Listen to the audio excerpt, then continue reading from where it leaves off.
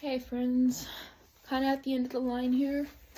I'm at 50 milligrams of tryptoline. We have up to 100 to get to, so we're kind of just going up on that.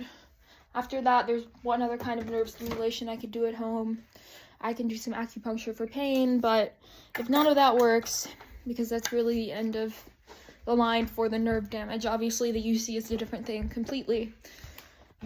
I'm campaigning for a fecal transplant, which is kind of find out what they can do. I'm having a colonoscopy soon, and I'm hoping that they can graft the fecal transplant during that, just because that's kind of the last really thing we have to do. Again, now they're thinking this is also my UC as well.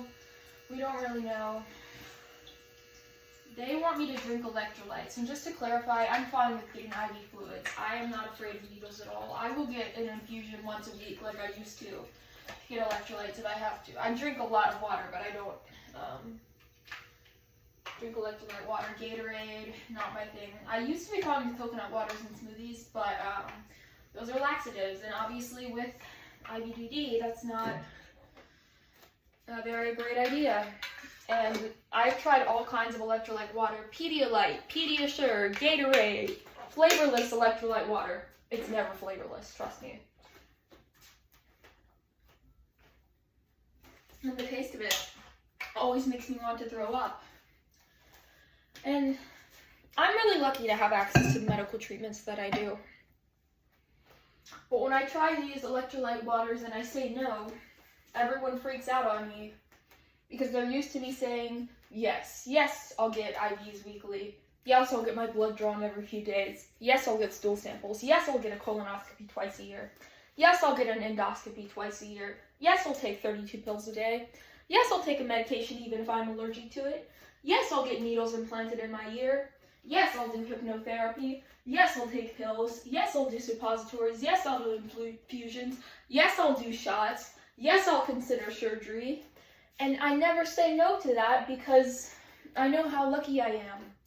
And I feel fortunate for that. But the second I say no to something, just because my body doesn't like it, my mom freaks out on me and she goes, well, you have a choice. But then she harasses me until I say yes to trying the treatment, because all day long she'll go, just do it, just do it, just do it, just do it.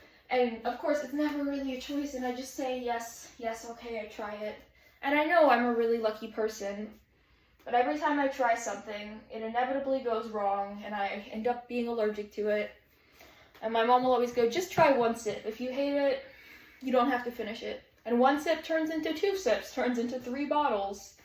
And it makes me feel sick, and I don't like it, but I just don't want to be harassed by people. So I give in, even though it makes my body feel bad. Because I feel like I can't have a choice, and I know how many people would die to be in my position to have access to the medicine that I have. But I just feel like I say yes to a lot of things. And again, I'm really lucky in that regard. But sometimes things are just too hard on my body and I'm not allowed to say no. And that really frustrates me. My body has just reached a point where it's really hard to find treatments that work on me anymore. My body's developed, allergies to a lot of things. And obviously I can't go off all of my medication. I'd be dead if I did that. But I just feel like I'm not being unreasonable, not wanting to drink something that makes me feel sick, since I'm willing to do all this other stuff. I will get fluids every week. I'm fine with that. Again, I don't mind IVs. My veins are very battered, just because I got IVs once every 2 weeks for about 4 years. But I genuinely, even if I have scar tissue around them, you just drink a lot of water, eat a good meal before you get an IV. Everything's fine, the blood flow's fine. And I'm fine with that. I genuinely do not mind having to get infusions. But I just don't want to drink the electrolyte stuff. And again, I would have coconut water and smoothies, but that makes things worse. And I just feel like I don't really have a choice anymore, you know? And I just feel like I don't really have a choice anymore, you know? And I just feel like I don't really have a choice anymore, you know? And I just feel like I don't really have a choice anymore, you know? And I just feel like I don't really have a choice anymore, you know? And I just feel like I don't really have a choice anymore, you know? Nothing I've tried has worked in a really long time. At least GI-wise. And I want to be able to say no. But I feel like I can't because I don't want to let my family down. And when my mom harasses me into trying something, she'll follow me around all day and she'll bother me. And I know it's well intended. But I feel guilty about the idea of letting her down. I don't know. I love you guys a lot though. Kind of crazy how I almost got 40 subscribers in the past day. That was insane. But I love you guys so much. You're beautiful, you're worth it, you're smart, you're kind, you're worth being alive. I do watch all of the videos you guys make. Those who have their subscriptions public and I see who they are. I watch all of your videos. I know there's a lot of sadness in the world. I know it's a really hard time to be alive. But I mean, look at all the amazing things you can do. Sometimes when I feel down about the fact that so many parts of my body don't work, I remind myself that my heart still beats and my lungs still breathe and I still think and I can still move, albeit my movement is kind of limited. And that's kind of what makes it worth it to be alive. And when you feel like there's no one on earth who cares about you or who would notice if something happened to you, I care about you. And I bet there are a lot of people who do, even if you don't know them yet. I'm still in my pajamas, as you can tell. But I want to take a quick rest before I work. Just because things have been harder with the amitriptyline, that makes it really hard for me to hold things. So yesterday, I dropped so many things at lunch, and a lot of people were staring at me, and they asked the inevitable, is she on drugs question, which I'm not. But I think because I look healthy, people can't possibly assume, oh, she has weak muscle function. Like, my muscles don't, especially with certain medications that I'm on, my muscles don't function very well all the time. Sometimes it's really hard for me to hold things, to lift things. And obviously that's part of why I have bracing and splints and all of that. And I think it was probably the worst when my anorexia was really bad, because that makes you very tired, not eating anything, starving yourself. And right now I haven't been doing that as much, but it's still, with my health conditions, very, very hard for me and my body to lift things, and I tend to fall more easily. Just because treatment, although it's well-intended, can be very, very hard on your body. And obviously, I'm not going to compare what I'm going through to someone with chemotherapy, because, of course, that's very, very hard on your body. I just mean that sometimes the treatments they use are supposed to be stronger than the diseases that you have to try to attack the immune system. But that kind of results in bad symptoms, which is kind of where I am right now. I'm going on a trip this weekend. There will be no vlogging there because we're not going to have, Wi-Fi, which is also going to be really good because it's just going to be nice to get unplugged for a bit and enjoy some time with my family. I don't really know what that's going to look like with how I'm feeling, but there's no harm in trying. Back to our daily Jimmy Kimmel. This was from a few months ago, but the fact that I have chronic fatigue and I fall asleep less than he does is worrying, I'm not gonna lie. I got a shot in this arm, and I can't see where I got shot. A blood draw on this one, and look, the wrap matches my shirt.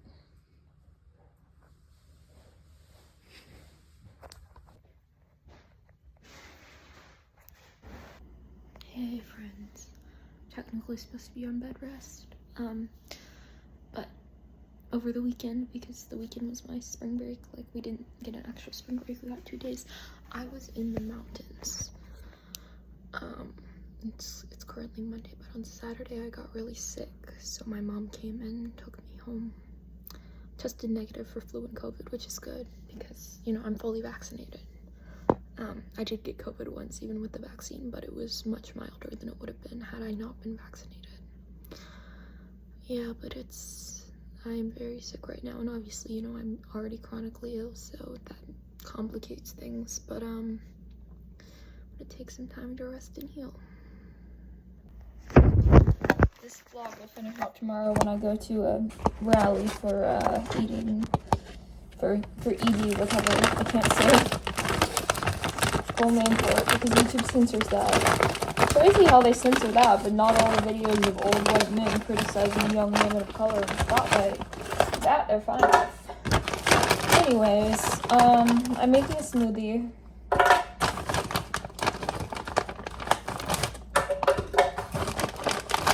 And yeah, I thought the rally tomorrow would be a great way to finish out this current year. I haven't checked in with you guys in a while, and I'm sorry.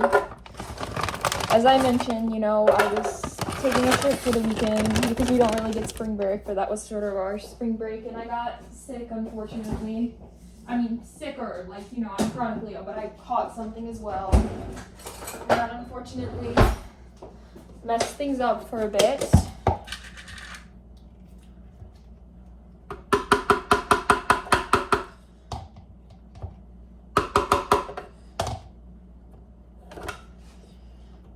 I feel like I should make this with milk because my dad loves his orange juice and I'm the milk drinker in the household. Obviously when I'm doing shows I don't drink milk, but great. Yeah, I don't know, we haven't caught up in a while, but because I was sick, I didn't, you know, really have time to vlog. I'm better now from whatever I had. You know, I'm still chronically ill. The results for my my genetic testing are not back yet because it's going to take about 6 or 7 weeks before. Do not do the 6-7 thing in the comments, please. But it's going to take about 6 or 7 weeks before we get my results back. And I have a colonoscopy coming up as well, which is exciting. I mean, not exciting as in, yeah, I love colonoscopies, but I will take you guys through it without getting into the gruesome detail. So yeah, see you until the rally tomorrow. To do what my teachers always do when they forget something or say something the wrong way, I lied. I'm back. So I just saw something on the disability subreddit the other day, and it was a meme of someone labeled first time, and it said, me watching everyone else find out how bad things are in the country, me with disability, first time. And you know, it struck me, I talk a lot about, you know, dealing with symptoms and, you know, my privileges having an invisible illness, but I don't talk a lot about just experiencing ableism and shoddy insurance and all that stuff. I'm a very fortunate person, but the things people have said to me, even as a person whose disabilities are fairly invisible, the things some people say, I'm just like, what compels you to say the stuff you say? Because most of the time I just get the, you don't look sick.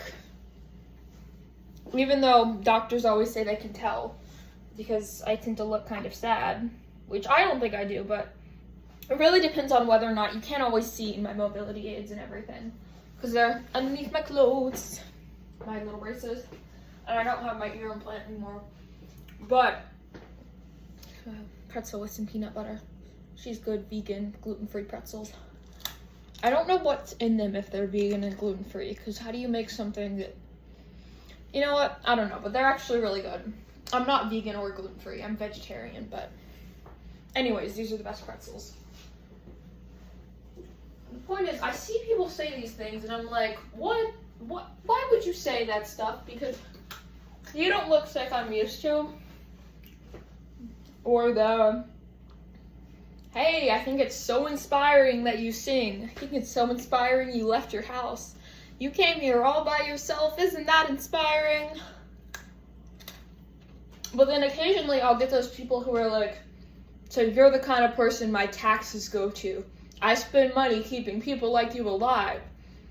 Go ahead and die, or did you write me into your will? Or if I were you, I would KMS. I'm like, why would you say that to me? I've gotten to the point where I'm not offended by it anymore because I'm used to it. But why don't you guys treat disabled people like human beings? It's not that difficult. Lady running down to the riptide, taken away from the dark side. I wanna be your left hand. what the heck? Kitchen karaoke. Okay, so here's the deal. It's Friday night. I'm by myself. I DoorDashed some Chipotle.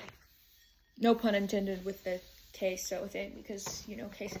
Never mind. I know that sounds like the most basic white girl food ever, but I really wanted Mexican, and that's the only kind of Mexican my stomach can tolerate. Also, does anyone else have this experience? Whenever you DoorDash Chipotle, the Chipotle arrives cold, but it's only the Chipotle, like no other DoorDash? I don't know. Anyways.